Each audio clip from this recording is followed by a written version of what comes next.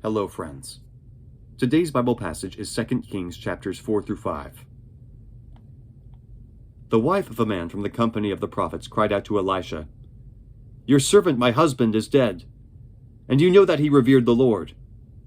But now his creditors are coming to take my 2 boys as his slaves." Elisha replied to her, "How can I help you? Tell me, what do you have in your house?" "Your servant has nothing there at all," she said, "except a little oil." Elisha said, "Go around and ask all your neighbors for empty jars. Don't ask for just a few. Then go inside and shut the door behind you and your sons. Pour oil into all the jars, and as each is filled, put it to one side." She left him and afterward shut the door behind her and her sons. They brought all the jars to her, and she kept pouring. When all the jars were full, she said to her son, "Bring me another one." But he replied, "There is not a jar left." Then the oil stopped flowing. She went and told the man of God, and he said, "Go, sell the oil and pay your debts. You and your sons can live on what is left." One day, Elisha went to Shunammite, and a well-to-do woman was there, who urged him to stay for a meal.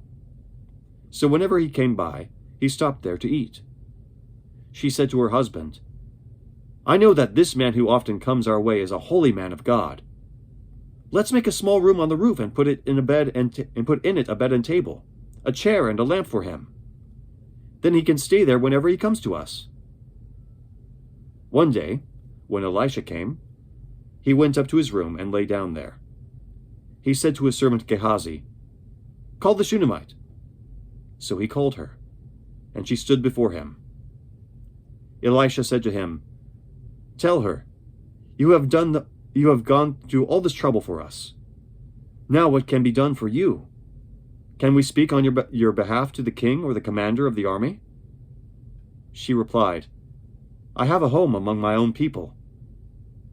"What can be done for her?" Elisha asked.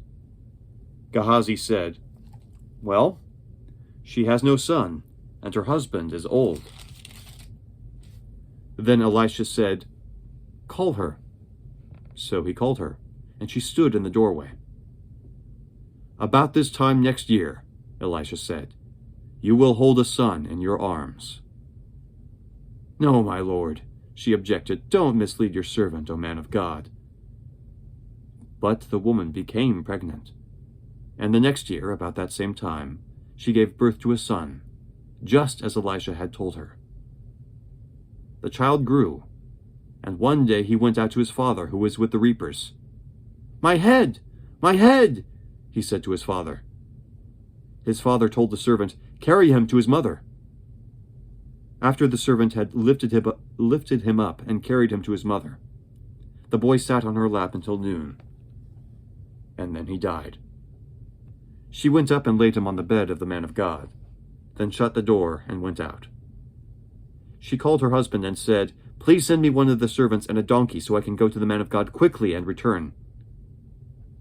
"Why go to him today?" he asked. "It's not the new moon or the Sabbath."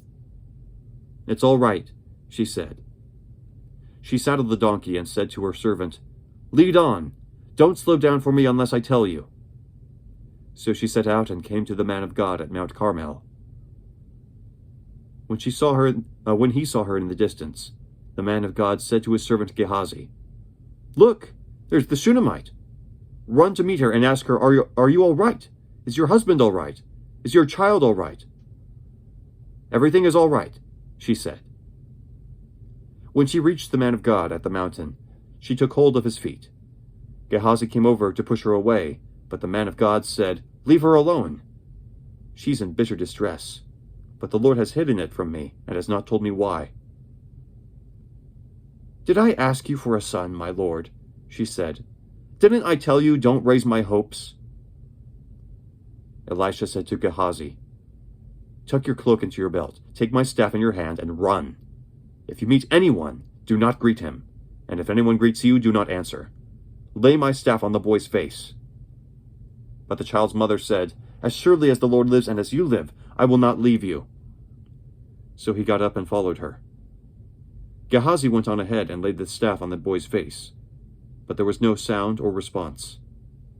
So Gehazi went back to meet Elisha and told him, "The boy has not awakened." When Elisha reached the house, there was the boy lying dead on his couch. He went in, shut the door on the two of them, and prayed to the Lord. Then he got on the bed and lay down on the boy, mouth to mouth, eyes to eyes, hands to hands. As he stretched himself out upon him, the boy's body grew warm. Elisha turned away and walked back and forth in the room, and then got on the bed and stretched out upon him once more. The boy sneezed 7 times and opened his eyes. Elisha summoned Gehazi and said, "Call the Shunammite." And he did. When she came, he said, "Take your son." She came in, fell at his feet, and bowed to the ground. Then she took her son and went out. Elisha returned to Gilgal, and there was a famine in that region. While the company of the prophets was meeting with him, he said to his servant, "Put on the large pot and cook some stew for these men." One of them went out to the fields to gather herbs and found a wild vine. He gathered some of its gourds and filled the fold of his cloak. When he returned, he cut them up into the pot of stew, though no one knew what they were. The stew was poured out for the men, but as they began to eat it, they cried out, "O man of God, there is death in the pot!" And they could not eat it. Elisha said, "Get some flour." He put it into the pot and said, "Serve it to the people to eat." And there was nothing harmful in the pot.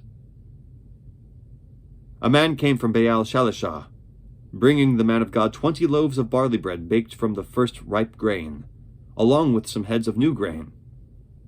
"Give it to the people to eat," Elisha said. "How can I set this before 100 men?" his servant asked. But Elisha answered, "Give it to the people to eat, for this is what the Lord says, they will eat and have some left over."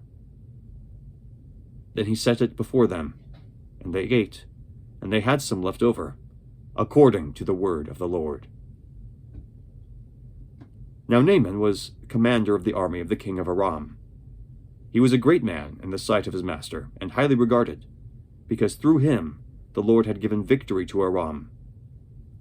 He was a valiant soldier, but he had leprosy.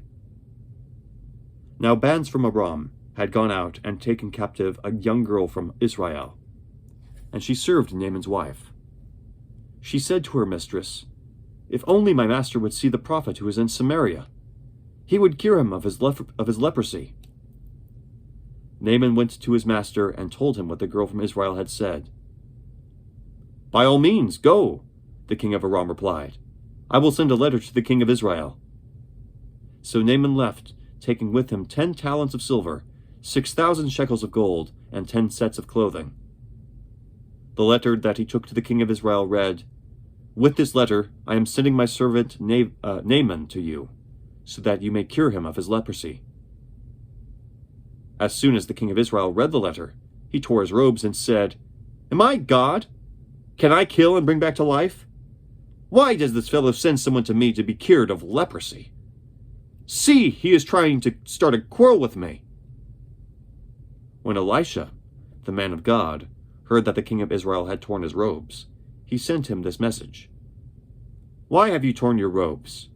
Have the man come to me, and he will know that there is a prophet in Israel."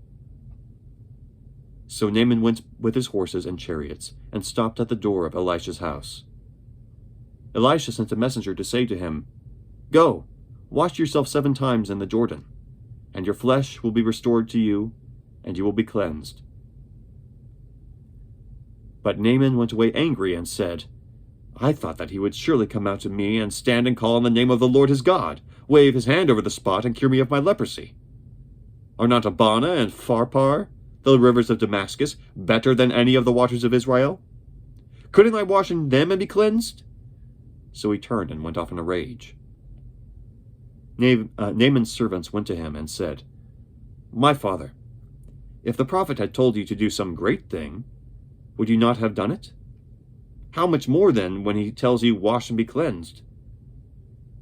So he went down and dipped himself in the Jordan 7 times, as the man of God had told him, and his flesh was restored, and became clean like that of a young boy. Then Naaman and all his attendants went back to the man of God. He stood before him and said, Now I know that there is no God in all the world except in Israel. Please accept now a gift from your servant. The prophet answered, As surely as the Lord lives, whom I serve, I will not accept a thing. And even though Naaman urged him, he refused. If you will not, said Naaman, please let me, your servant, be given as much earth as a pair of mules can carry. For your servant will never again make burnt offerings and sacrifices to any other god but the Lord. But may the Lord forgive your servant this one thing. When my master enters the temple of Rimmon to bow down, and he is leaning on my arm, and I bow there also. When I bow down in the temple of Rimmon, may the Lord forgive your servant for this. Go in peace, Elisha said. After Naaman had traveled some distance, Gehazi, the servant of Elisha, the man of God, said to himself, My master was too easy on Naaman the Aramean, by not accepting from him what he brought. As surely as the Lord lives, I will run after him and get something from him. So Gehazi hurried after Naaman. When Naaman saw him running after him, he got down from the chariot to meet him. Is everything all right? He asked. Everything is all right, Gehazi answered. My master sent me to say, 2 young men from the company of the prophets have just come to me from the hill country of Ephraim. Please give them a talent of silver and 2 sets of clothing. By all means, take 2 talents, said Naaman. He urged Gehazi to accept them, and then tied up the 2 talents of silver in 2 bags, with 2 sets of clothing. He gave them to 2 of his servants, and they carried them ahead of Gehazi. When Gehazi came to the hill, he took the things from the servants and put them away in the house. He sent the men away and left. Then he went in and stood before his master Elisha. Where have you been, Gehazi? Elisha asked. Oh, your servant didn't go anywhere, Gehazi answered. But Elisha said to him, Was not my spirit with you when the man got down from his chariot to meet you?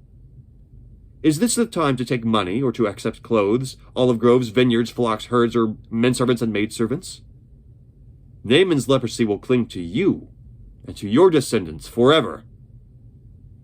Then Gehazi went from Elisha's presence, and he was leprous, as white as snow. The word of the Lord. Thanks be to God. Have a great day.